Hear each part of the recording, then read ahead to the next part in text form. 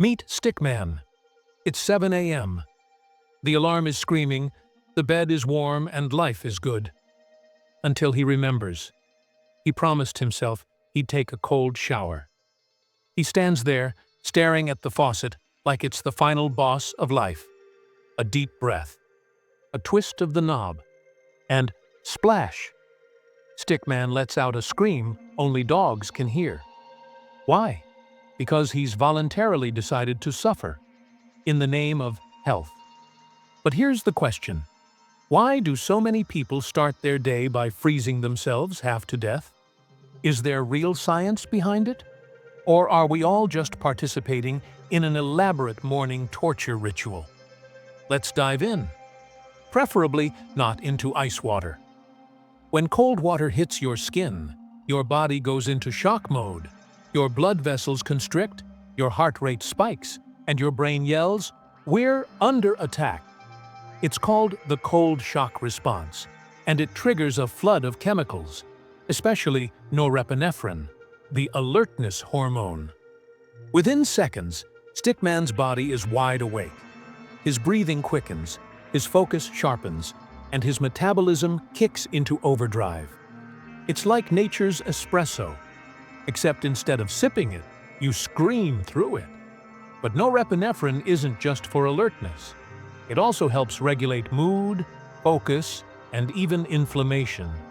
That's why some people claim cold showers make them happier and more resilient. And they might be onto something. See, when your body faces short bursts of controlled stress, like cold exposure, it learns to adapt. This is called hormesis, small doses of stress that make you stronger over time. Your body basically says, "Oh, we're doing this now? Fine, I'll level up." Over time, your nervous system becomes less reactive to everyday stress. Stickman might still flinch when he gets an email from his boss, but at least he doesn't scream anymore when the water hits. Cold showers can even lead to a subtle dopamine spike, up to 250% higher than baseline, according to research on cold exposure. That's the same kind of dopamine hit people chase from caffeine, or even mild addictions. Except this one comes from freezing, not from sugar or screens. The result? A lasting sense of alertness and motivation that can last for hours, without the crash. But before you start filling your bathtub with ice cubes, there's a catch. Cold showers are not a magical cure for depression, laziness, or world peace. They don't replace sleep, nutrition, or therapy. And no, taking one doesn't mean you beat the system. It just means you willingly screamed at 6 a.m. and called it discipline. Still, science backs some genuine benefits. Boosted circulation, lower inflammation, better recovery after exercise, stronger mental resilience, and perhaps the biggest one, stress control. By voluntarily enduring a small, harmless stressor, your brain learns that it can survive discomfort, a skill surprisingly rare in the age of comfort. So, how do you actually do it without dying of regret? Start small. End your regular warm shower with just 15 seconds of cold water. Then gradually build up to 30, then 60. The goal isn't to suffer, it's to adapt. Stickman tried it.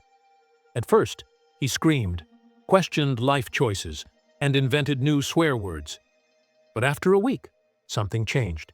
He started feeling good, more alert, more focused, more alive. And maybe, just maybe, a little addicted to the madness.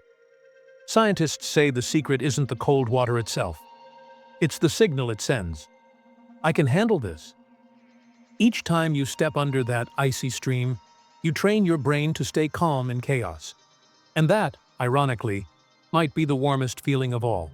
So, next time you see someone bragging about their cold shower routine, don't laugh too hard. They might just be onto something. Or they might just be freezing. Either way, they're awake.